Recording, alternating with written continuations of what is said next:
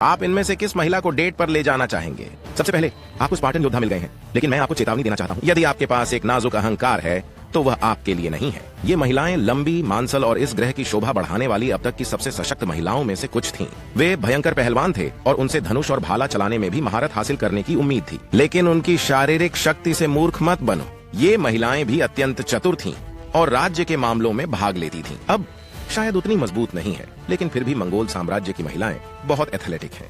वे भयंकर शिकारी और कुशल घुड़सवार थे। उनकी खानाबदोश जीवन शैली उन्हें फिट और हमेशा गतिशील रखती थी। शिक्षा पर ध्यान केंद्रित नहीं किया गया था, लेकिन महिलाओं की समाज में बहुत सक्रिय भूमिका थी, जैसे कि रसद में सहायता करना और परिवहन। अंततः आपके पास प्राचीन रोमन हैं और वे उतने ही पारंपरिक थे जितना कि कहा जाता है। उनकी प्राथमिक भूमिका पत्नियों और माताओं के रूप में देखी गई। कुछ महिलाएं मिट्टी के बर्तन बनाने जैसे व्यवसाय की मालिक थीं, जबकि अन्य धर्मार्थ कार्य करती थीं, लेकिन मुख्य ध्यान हमेशा बच्चों के पालन पोषण और घर के प्रबंधन पर होता था।